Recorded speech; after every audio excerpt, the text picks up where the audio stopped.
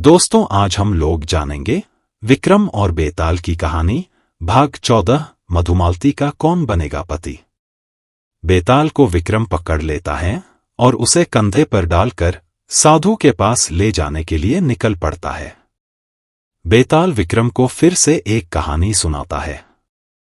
यमुना नदी के किनारे एक नगर था जिसमें केशव नाम का एक पुजारी उस नगर के मंदिर का ध्यान रखता था।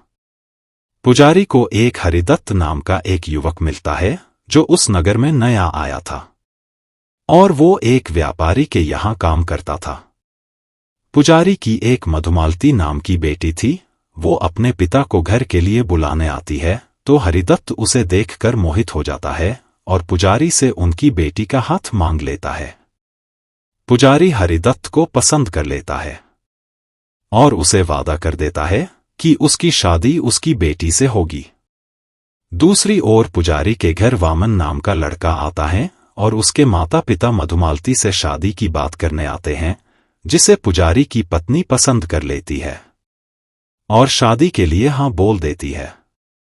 वहीं मधुमालती का भाई भी अपने ब्राह्मण मित्र मधुसूदन को भी अपनी बहन से शादी के लिए हाँ कराता है, क्योंकि मधुसूदन भी मधुमालती से प्रेम करता था। अब तीनों घर आकर सब कुछ बताते हैं तो उनमें बहस हो जाती है कि अब मधुमालती की शादी किससे होगी। तीनों युवक मधुमालती के साथ अपना जीवन कैसा होगा यह सोचने लगते हैं। एक दिन मधुमालती बगीचे में घूम रही थी कि तभी उसे एक सांप काट लेता है। पुजारी उसे बचाने के लिए सपेरों को बुलाता है, लेकिन वो संपेरे उसे कहते हैं कि इस स्थिति में जिसे सांप काट लेता है उसे कोई भी नहीं बचा सकता। मधुमालती की मृत्यु हो जाती है और उसके संस्कार पर तीनों युवक भी आते हैं। वो तीनों युवक मधुमालती के संस्कार के बाद उसकी चिता की राख से अस्थियां उठाते हैं तो मधुसूदन कहता है कि अब वो वैराग्य का जीवन बिताएगा, क्योंकि उसके जीवन में सिर्फ मधुमालती थी। वामन भी मधुमालती की अस्थियों को अपने साथ लेकर वन वन भटकने का निर्णय लेता है और हरिदत्त मधुमालती के संस्कार की जगह पर उसकी राख को संजो कर रखने के लिए एक कुटिया बनाकर सदा के लिए वहीं रहने का निर्णय ले लेता है। तीनों का जीवन उदासी में डूब जाता है। एक दिन मधुसूदन एक नगर में जाता है तो उसे वहां का ब्राह्मण भोजन कराता है और रात में उनके वहीं रुकने के लिए कहता है।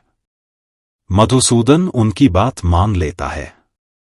उस ब्राह्मण की एक बेटी थी और वह उस दिन अपने पति के आने का इंतजार कर रही थी कि तभी उसके पति मरने की अवस्था में वहां आता है और अपनी पत्नी के पास आते ही अपने प्राण त्याग देता है।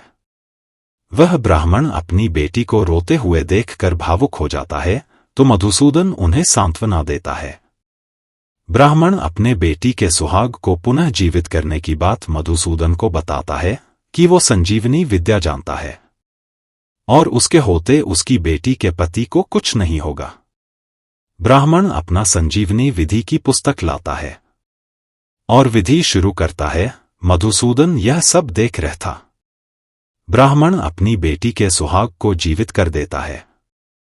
मधुसूदन रात में ब्राह्मण की संजीवनी विधि की पुस्तक को लेकर वही आ जाता है जहां मधुमालती का संस्कार किया था। उस स्थान पर हरिदत्त ने कुटिया बनाई हुई थी। घूमता भटकता वामन भी वहां आ जाता है। मधुसूदन उन्हें संजीवनी पुस्तक की विधि की बात बताता है। मधुसूदन मधुमालती की अस्थियों पर संजीवनी विद्या की विधि को इस्तेमाल करता है। उस राख से मधुमालती पुनः जीवित होकर लौट आती है। मधुमालती के वापस आ जाने पर तीनों युवकों में इस बात को लेकर विवाद हो जाता है कि अब मधुमालती किसके साथ विवाह करेगी। अब बेताल विक्रम से प्रश्न पूछता है कि वो बताए कि मधुमालती का इन तीनों युवकों में से कौन उसका पति बनने योग्य है। राजा विक्रम बताता है कि मधुमालती का विवाह हरिदत्त से होना चाहिए, क्योंकि मधुसूदन ने उसे जीवन दान दिया जो कि एक पिता का कर्तव्य है, और वामन ने उसकी अस्थियों को संभाल कर रखा जो कि एक पुत्र का कर्तव्य होता है। इसलिए वो दोनों पति नहीं बन सकते। लेकिन हरिदत्त जो राख समेत मधुमालती के लिए कुटिया बनाकर रहा, इसलिए वही उसका पति बनेगा।